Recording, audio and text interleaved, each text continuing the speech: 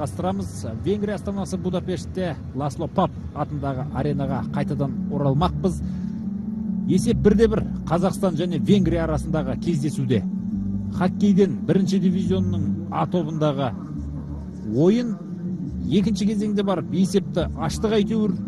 Артынша ұзақ созбай қазақстандықтар, яғни біздер оны теңестірдік те, сонымен әзірге есеп 1-1 болып тұр. Ал бұл нәтиже ешкімді де қанағаттандырмаса керек.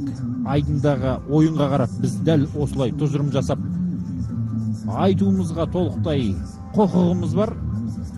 Қазақстандықтарда, мадиярларда, айдын иелері шабуылдап бағуда. Төрешілер қазір айдынға шықты. Қос командада айдынға шыққанын күтеміз. Сонымен үшінші кезеңді бастаймыз. Қазақстандықтар үшін жеңіс керек, әлбетте. Міндетті түрде жеңіс керек. Немесе негізгі уақытты кем дегенде тең ұпаймен тең нәтижемен аяқтауымыз керек. Өйткені венгриялықтарға ұпай беріп қойсақ, ертеңгі күні турнирлік кестедегі жағдай сәл болса да қиындап кетуі әбден ықтимал. Ал венгриялықтардың айдын иелері екендігін жалпы осы жарысты ұйымдастырып өткізіп жатқан ел болғандықтан бұл командаға қарсы біз тамаша жақсы нәтиже көрсетіп, өнер көрсетуіміз керек. Өйткені біздің болашақтағы негізгі бәсекелесіміз, қарсыласымыз болып қалуы әбден ықтимал бұлардың. 31 нөмірдегі Супер Левенте қақпашы бүгінгі кездесуде 96% нәтижеменен өнер көрсетуде. Біздің қақпашы Виталий Колесникпен бірге тамаша өнер көрсетіп жатқан екі ойыншы болса, соның бірі осы. Венгриялықтарда айдынға шығуда мінекей байқадыңыздар, және бір хоккейші, ол Андрес Бенк қазір 2 минуттық жазасын одан ары қарай жалғастырмақ. Екінші кезеңнің басында да дәл осындай жағдай болған. Соны одан ары қарай жалғастырмақпыз. Арпад Михалы бір гол соқты Қазақстан командасына.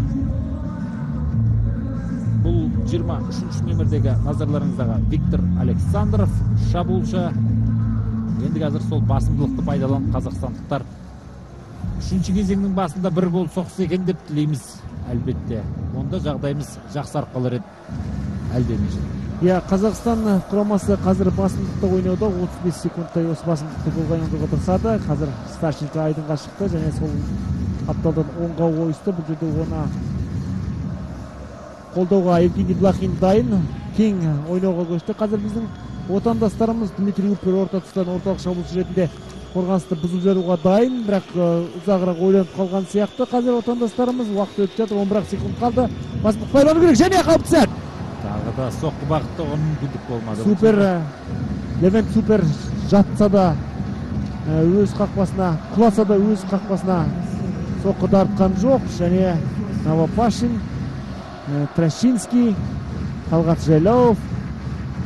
Қазір айдынға Савченко шыққанын көріп отырсыздар. Ендіше біздің екінші бестік қазір бірінші бестіктің қолынан келмеген шаруаны іске асыруға тырысады, яғни гол соғуға тырысады. Және төреші сықырға жан дәрмен шықты. Бұл жерде жаңағы сәтті қайталап көрейік. Бәрі дұрыс істелген екен, бірақ аяғын созып үлгерген Супер бұл жерде қақпаға соққы дарытқан жоқ. Бір емес, екі рет. Бұл жерде тіпті Александровтың екі соққысын шпагатпен қайтарған сияқты. Көтеріп тастағанда жақсы болар еді. Вашаш командасында өнер көрсетеді қазір бұл ойыншы. 1980 жылы туған, яғни 33 жаста деген сөз. Яғни қазірше хоккейді тастай қоятындай жаста емес, былайша айтқанда. Сондықтан да оның менеджер болып, немесе басқаша мамандық тауып жүргенін әзірше түсіну қиындау, бірақ дегенмен соған қарағанда жалпы хоккей әлемінде ордан қол қақпашылардың бір санатын болуға тиіс. Венгриялық жанкүйерлер өз командасын тік тұрып қолдауға көшті. Алексей Трощинский команда капитаны. Қазір Федор Полищук шайбаға таласты және алыстан соқты болады. Бұл жерде мұқият Виталий Колесник 28 нөмірлі Иштван Барталистің бағыттаған соққысын қайтарды.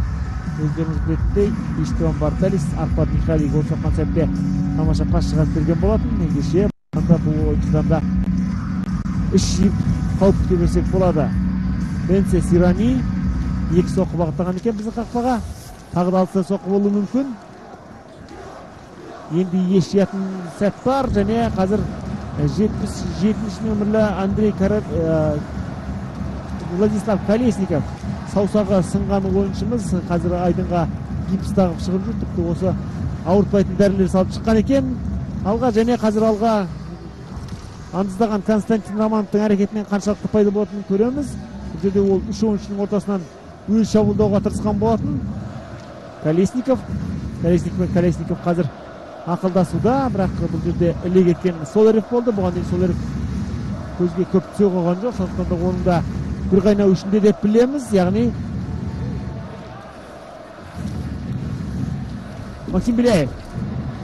Оған қарсы Айла қолданылды. Блахин бүгінгі матчта айдынан бір емес 2 рет туылғанда көрдік. Ал хоккей жанкүйерлері үшін қызықты бір жаңалық. Бүгін құрлық хоккей лигасының финалы мәресіне жетті. Қазақстандық Алексей Васильченко ойнайтын Трактор командасы өз айдынында, яғни Челябіде Динамо командасынан 2-3 есебімен овертаймда ұтылып финалист деген атаққа ғана ие болды. Ал Динамо Мәскеу осымен 2-ші қатарынан Гагарин кубогының иегері атанды. Алексей Васильченконың Қазақстан құрамасына келмей сырғақтап жүргеніміз жақсы білетінбіз. Ол Гагарин кубогының иегері атануға қатты үміткер болған болуға тиіс, бірақ бүгін ол дәл сол матчта, яғни финалда пайдалылық көрсеткіші жағынан -1 ұпай жинап, яғни оншалықты пайда көрсете қоймай, команданың жеңілуіне үлес қосқан. Яғни оның құрамаға неге келмей жүрген әлде түсінікті. Ригадағы іріктеу турнирінде де Васильченконы біз құрама сапынан көре алмаған болатынбыз. Соққы тез қайтарып үлгерді Колесник. Ал Трактор командасымен біздің Барыстың плей-оффтың алғашқы кезеңінде бірге ойнағанда ұмыта қойған жоқпыз. Және біздің команда енді еңсе түсіп шабуылдауға мүмкіндік алады. Сол жақтан жаңа шабуыл Талғат Жайлауов өзінің қашанға детінше сылып өтті. Тамаша пас енді. Қазір тіпті Венгрия ойыншылары өз қақпасына гол соғып ала жаздады, бірақ қақпашының арқасына тиіп қайтты бұл соққы.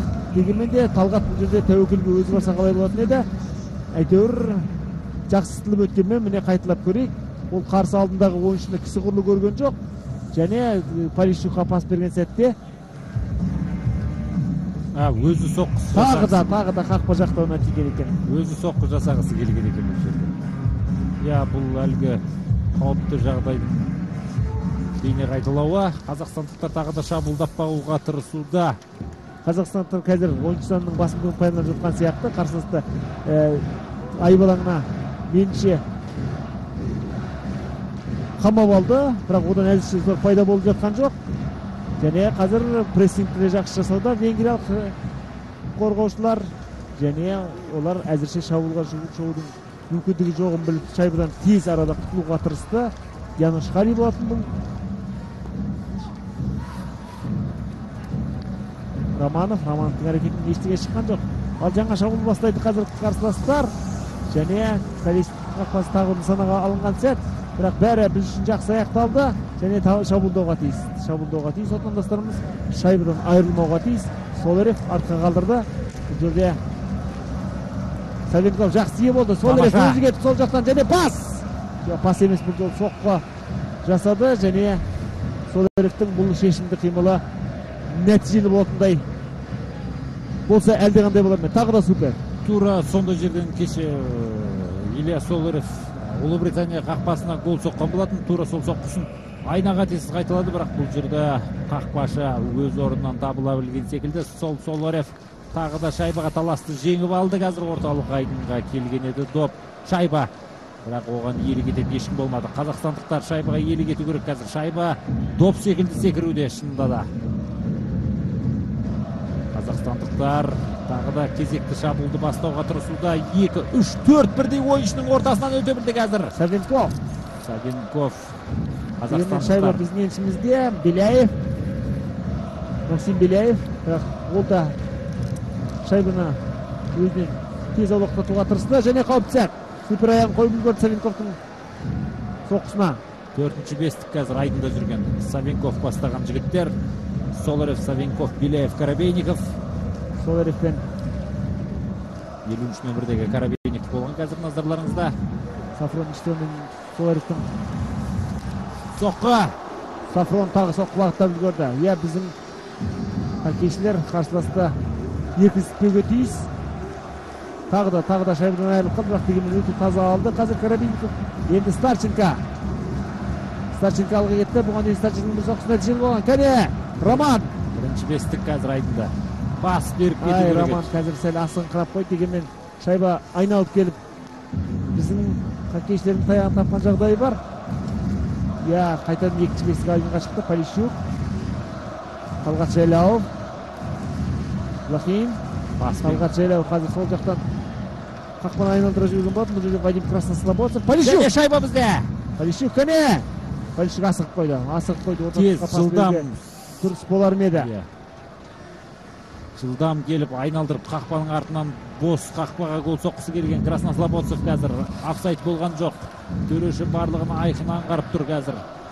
Шайба қайтадан бізде, бірақ қайтадан ойыншыларымыз қазір таяғы таяқсында қалды. Қазір жоқ, Колесник ұстап алды. Қазір тіпті байқағандарыңыздай Трашинскийдің таяғы сынып қалды. Иә, күтпеген жағдай, бірақ дегенмен бәрі де дұрыс аяқталды.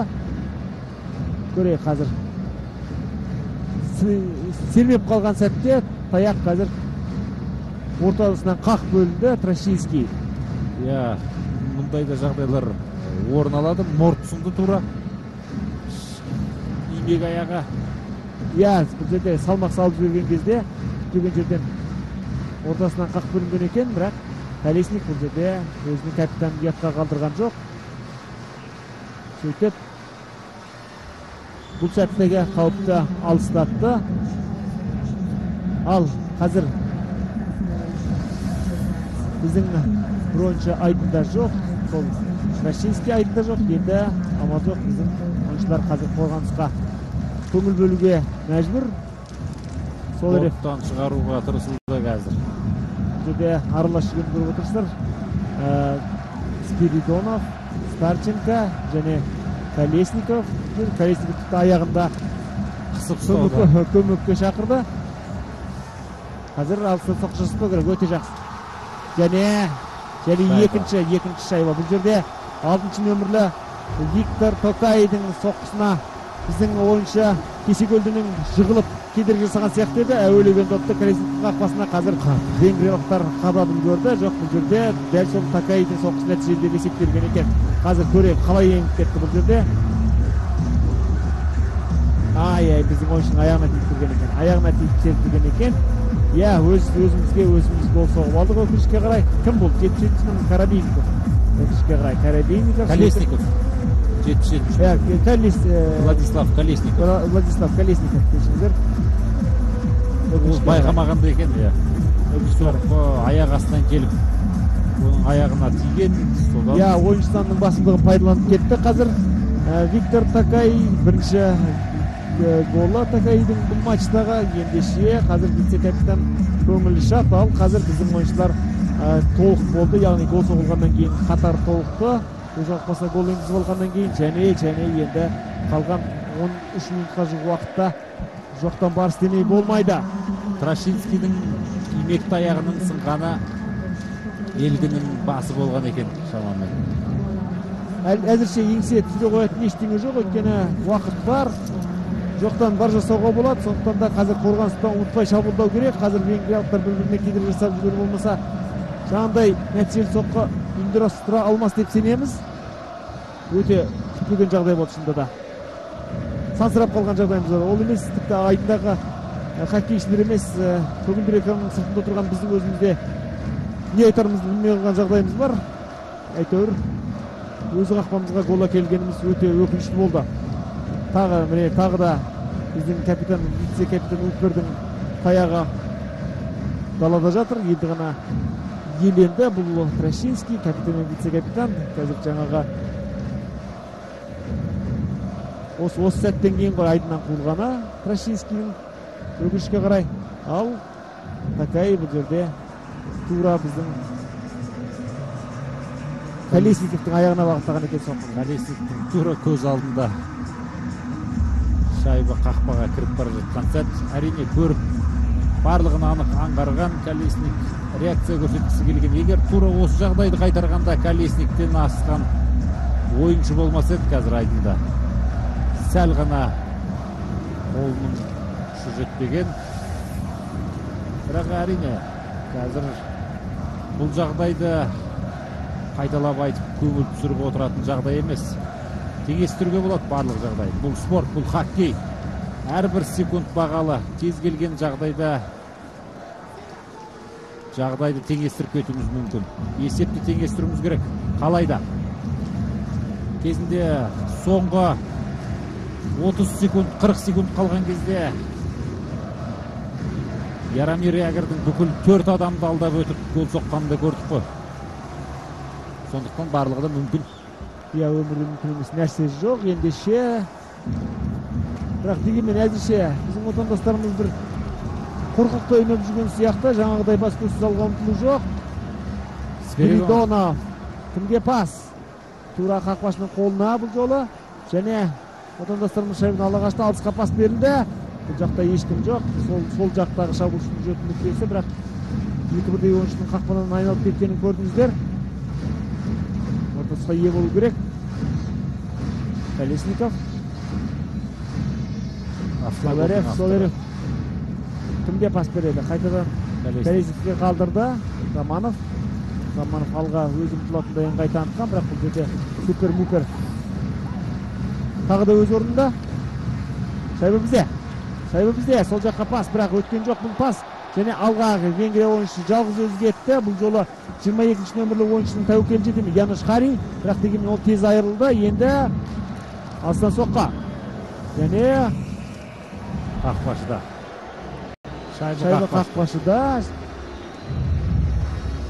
Қаққан сияқты болған еді. Бұл жерде екінші қимылмен басып қалған екен. Левент Супер аяқпен тосқан екен. Дәл тура секіріп бара жатқан екен бос қақпаға. Өтіп кеткенде тамаша болар еді әрине. Таяғымен қайтарып үлгерді. Левент Супер 96,377%. Соның қайтару көрсеткіші өте жоғары. Қалай дегенде де сол пайыздық көрсеткішін төмендету керек қазір біздің жігіттердің басты мақсаты сонда. 10 минуттай уақыт бар. Жағдайды теңестіруіміз керек. Овертаймға өткізу керек ойында. Басты мақсат осында болу керек. Қазір жігіттердің бүкіл ойында, санасында, миында осындай ғана ой болу керек. Колесниковтың бағыттаған соққысы Венгер хоккейшісі құлады. Бірақ дегенмен де ешқандай ойын тәртібі бұзылған жоқ. Талғат Жайлауов соқ бір гол. Тағы да қазір соққа. Көтеріп соғу керек қазір. Қақпашы құлап жатыр ғой. Қақпашы мүлде шайбаны бағдарлайтын жағдайда емес болатын. Полищук бүгін неше мүмкіндікті бос жіберді Полищук. 5-ші осымен. Сол 5-тендігі бұл. Бұл біздің көзімізге көрінгені ғана ғой. Красносамбург пас алды. Бұл жерде шында да жаңағы Нат кесекөлден жатқан екен шайбаның жолына. Ал Полищук біздің вице-капитан әзірше мергендік таныталар емес. Қол жүрмеді бүгін шында да. Талғаттың да өзі соққы бағыттағаны да жоқ, ол қақпаға әбден жақындап келді. Жақын бұрыш жабық тұрғандықтан ол Красносамборцевке пас беруге мәжбүр болды. Ал Вадимнің де алдында бір секунд тұрғанын көрдік. Және қарсы шабуыл қазір. Қарсы шабуыл.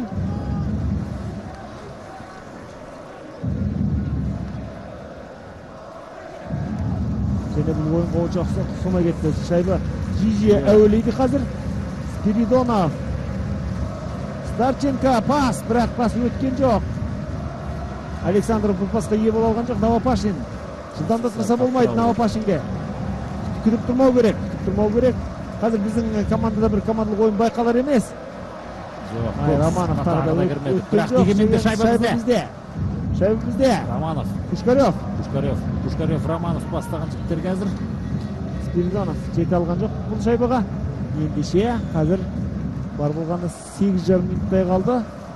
Күтпеген жерден гол жіберіп болғаннан кейін дегеніміз желім болып отырған жағдай бар. 8 минут, 8,5 минуттай уақыт бар. Венгриялықтардың біреуін айдыннан қууымыз керек қазір. Константин Пушкарев. Полищукты алға жіберді. Полищук қазір тез ауысқан екен енді. Тамаша. Айдыннан қуылу керек қой қазір. Мынандай ойын тәртібі бұзылды. Талғат Жайлауовқа қарсы ойын тәртібі бұзылды. иә шалып жұқты деген айтқаным айдай келуде қазірге. енді онда гол соғамыз қазір. Есепті 2-2 қылу керек жігіттер, оянайық. Янош Ваш 2 минутқа айдыннан қуылды, сонымен 5-4 ойнаймыз. Осы мүмкіндікті пайдалану керек. Жарайсын Талғат, жап-жақсақ. Өзінің мықты жылдамдығының арқасында сытылып кірген көк сызықтан тура сол жерде тоқтатқан екен. Қазақстандықтар жаңа Иштван Барталис айдыннан қуылған сәтте есепті теңестірген болатын. Қазір айдыннан 21 нөмірлі Янош Ваш кетті. Ендеше сол жаңағы жағдайды қайталаса болғаны. Краснослободцев басқарауда. Жайлауовқа беруге болады пас. Соққы және жоқ Талғат соға алмай қалды. Таяғы қазір Краснослободцев келуде қақпаға көмекке. тиіп кетті. Краснослободцев көмекке келді. Дегенмен шайбаны аулақтатты. Дегенмен де шыққан жоқ. Көксіздіктан. Ендеше жақсы пас болуға тиіс. Жақсы пас болуға тиіс. Алыс бұрышқа біреу тұрса шіркін. Талғат Жайлауов бері сол жақтан күтуде. Пасты Қысу керек, аямау керек жігіттер. Алға. Краснослободцев. Савченко Аяқтың астында қалып кетті. шайбадан айырылып қалды. Колесник.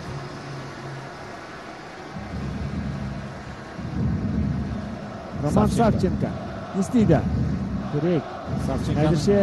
Әзірше бір үлкен шығармашылық ринг байқалатын емес біздің спортшылардың қимылынан. Және Евгений Блохин. Ол заматтың таяғы қайда?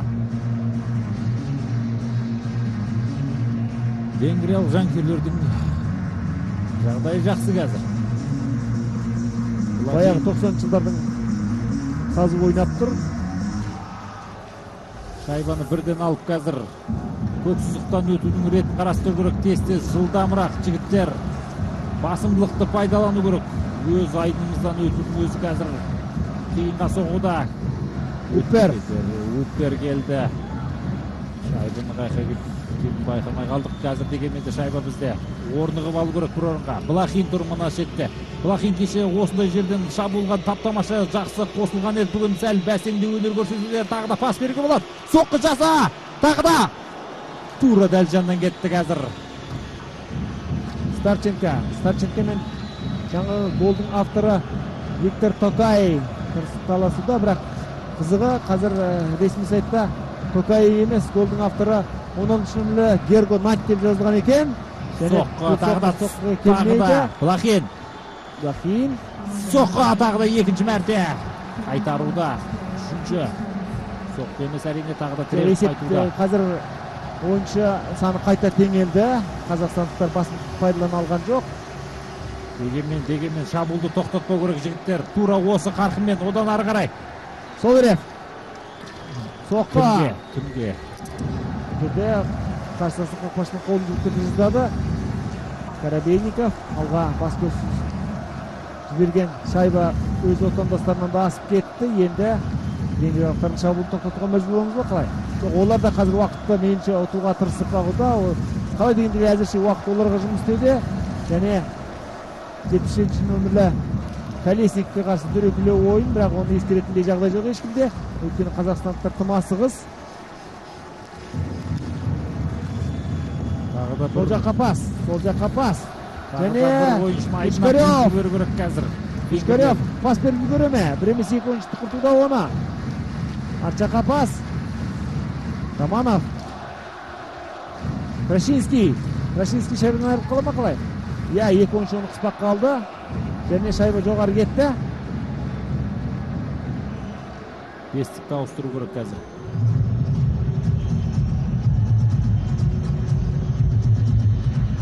Қазір қандай жағдай орын алуы мүмкін? Төрешілер қазір кеңесетін секілді. Ал бұл оның алдындағы жағдай тамаша мүмкіндік болған екен. Уппер соққыны бағыттаған екен, бірақ шынында да супер бір емес. Уппердің соққысын супер қайтарған екен. Әрине Уппер мықты ма, супер мықты ма десең термелеп отыратындай жағдай емес. Әттең Андрес Бен тағы да екі минутқа кетті. Тамаша. Шайбаны көпігіне басырды ол. Бағанада айтып едім тағы бір ойыншыны қуу керек деп. Енді бір гол соғып есепті теңестіру керек жігіттер. Алға Талғат жайлауып тұр бергі бұрышта. Слободцев ұзақ ойланды, бірақ қарсыластың аяғынан асырылған жоқ бұл соққыны. Полищук шайбадан айырылып қалды. Шығарған жоқ. Тамаша. Интер ендеше өткен жоқ бұл соққы. Талғатқа асырылған пас болған. Қайтадан тез арада кіру керек. Көк мұзға, көк айдынға. Тағдалығы жоқ, шығарған жоқ. Енді Савченко болған бұл жерде, қателеспесек. Қақпашы бауырына басым көрді. Венгрлер болмаған қарсылық танытуда. Шайба керек, қазір шайба, бір шайба болса шіркін. Есепті теңестіріп жағдайда одан ары қарай асықпай овертаймға да өткізіп жеткізіп жасауға болар еді. Вадим Краснослободцев Талдысуға кетіп оралды.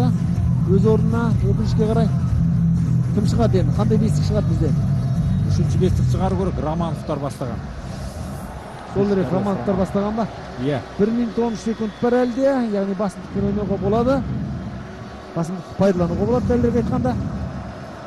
Венгрлер жанынан безгенде қайтадан қорғанысқа топырап жиналды және сол жаққа пас. Бұл жерде қақпашы әрине бауырына басады.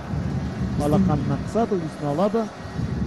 Виталий Колесникті қазір алмастырып 6-шыға кешін шығарса қалай болар еді деген ой келіп отыр маған. Крис Черномаз қайта таблоға қарағыштауда, түсінікті, уақыт ол үшін өтпей жатыр. Қазір уақыт жылжи қоятын емес ол үшін. Және қазір венгрлер ортадағы шайбаны лақтыруға да ықылассыз келіп жатқанын көріп отырсыздар. Ол үшін кез келген секундтың өтуі қымбат. Блахинге беріңдер. Блахин кешегідей жойқын соққылар жасап. Шайба шығып кетті. Айдыннан шығып кетті ары қарай. Савченко.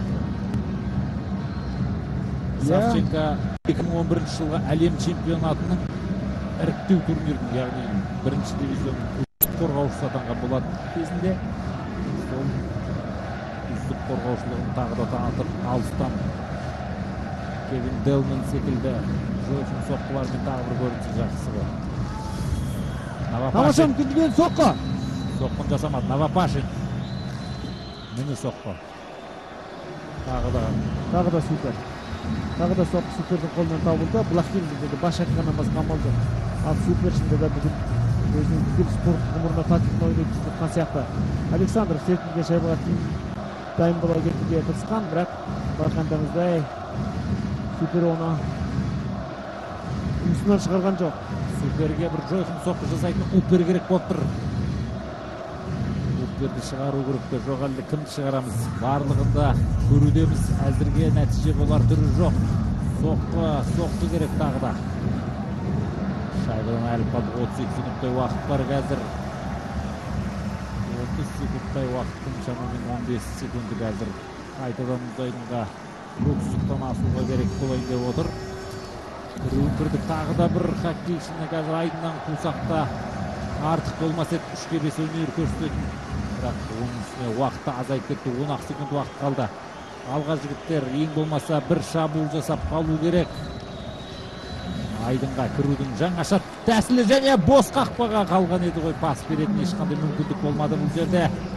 5-ші хоккейші оралды. Тез арада соққы жасау керек, бірақ соққы жасау енді қиынға айналмақ. Бұрынғыдай емес әрине. Енді венгрлердің қарсы шабуылға шығатын мүмкіндігі туды. Өйткені оларда адам саны теңелді. Және олар сол мүмкіндігін бірден пайдалануға тырысып жатыр. Бұл жолы байқағандарыңыздай Арпад Михали біздің қақпаға бірінші соқ пас! Тағы да Полищук. Сусып кетті ғой, сусып. Полищук бүгін біз танитын Полищук емес. Ал қазір қақпасын бетін бет және Колесник қайтарды. Бұл қалыпты бетін қайтарды.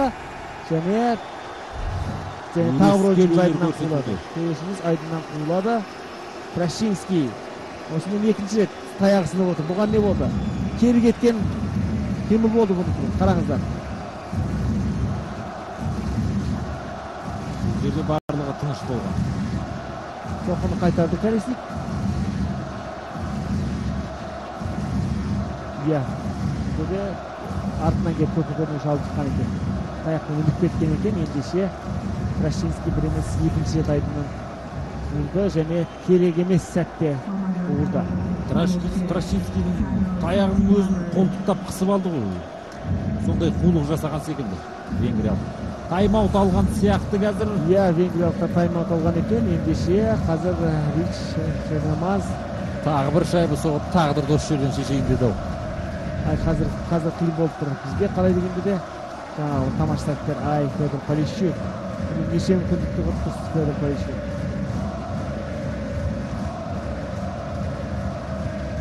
Спорт аренаға жиналған жанкүйерлеріне қазақстандықтардың еңсесі түсіп қалғаны мәнсіз, бірақ әлде 2,5 минуттай бар, бірақ 2 минуттың біз 4-10 минут көреміз. Қандай жаман.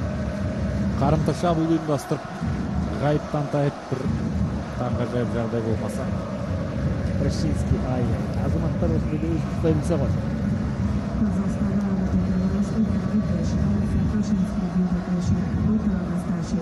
Не болса да көрейік.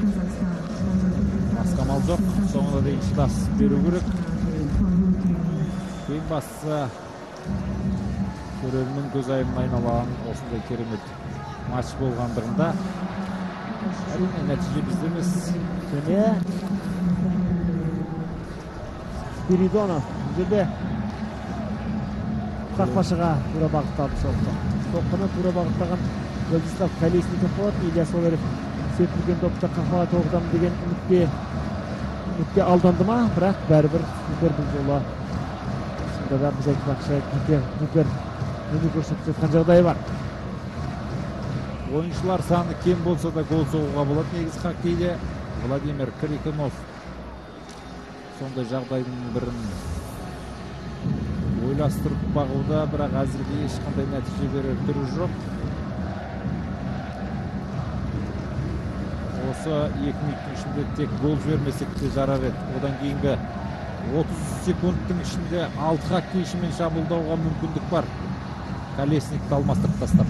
Бізге бәрібір ғой. 2-де 1 ұтылды, 3-те 1 ұтылды. Ол да үлкен тәуекел қалай дегенде де шайба биіктеп кетті. Және оның үшінен кешегі Корей спортшысын талдырып шыққан дәл осы жігіт. Қазіргі Қазақстан құрамасына жеңіс голын осы жігіт соқты деген мәлімет тұр. Бұл мәлімет қаншалықты расталатынын ертеңде өтіп аламыз қалай дегенде де.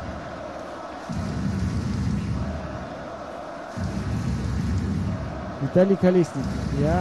Бұл бірден өте жақсы тұрған Колесник. Бүгін 2 голда сондай аянышты голдар жіберіп қойды қалай дегенде де. Полищук артқа оралды. Колесник шабуылдап тағы да тырысуда. Полищуктың аяғына тиді. Қаңғып бара жатқан Полищуктың аяғына тиіп серпіліп жатыр қазір шайба.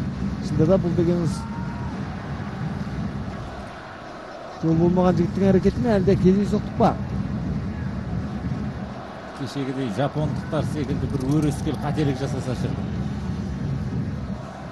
Қақпаның маңынан венгрлер есепті бір теңестіріп кетерек. Сонымен 30 секундтан кейін Қазақстанның 5-ші ойыншысы шығады, бірақ одан қаншалықты пайда барын түсіну қиындау, өйткені ойынның аяқталуына бар болғаны 38 секунд қалды. Қазақстандықтар қазір бас көзсіз алға ұмтылса керек, не белгесін, не белбеугесін деу керек. Қазір Колесников ұзағырақ тұрып қалды. Лахин, Купер, қайтадан Колесников. Колесников. Бұларға не болды? Бұлар сол жамасымен тұрды ма бәрі? Жоқ әлде? Кешегі жаттығуды бекер жасаған секілді. Будапешттің тамақтарын әртісі болып жүрме, түсіну қиындау. Шайба бізде. 5-ші ойыншымыз шықты. Санаулы секундтар, соңғы секундтар. Алға жігіттер, алға, соңына дейін күресу керек. Сонымен өкінішке қарай, құрметті көрермендер, Қазақстан ұлттық құрамасы айдын иелері Венгриядан 1-2 есебімен ұтылып қалды, бірақ мүмкіндік бар әлі. Корея және Италия құрамаларымен алда кездесулер бар. Сондықтан да бір топтан тек жеңімпаз емес, екінші орынның иегерлері де шығатынын білеміз, бірақ дегенмен әлде біз күтпеген нәтижелер тіркелетін шығар. Қазақстан үшін қолайлы, солай деп сенейік. ал Қазақстан құрамасы жоқ жерден ұтылып қалды. Әрине бұл жерде суперді мақтауға болар, дегенмен біздің жігіттер сондай мергендік таныта алған жоқ, өкінішке қарай. Италия мен Оңтүстік Кореяны ұтуымыз керек енді. Қалай да ұту керек, ең бастысы соларды ұту керек. Оңтүстік Кореяны ұтармыз енді, мақұл, осал қарсылас. Дегенмен ең соңғы 20 сәуір күні Италиямен болатын кездесу, сол күні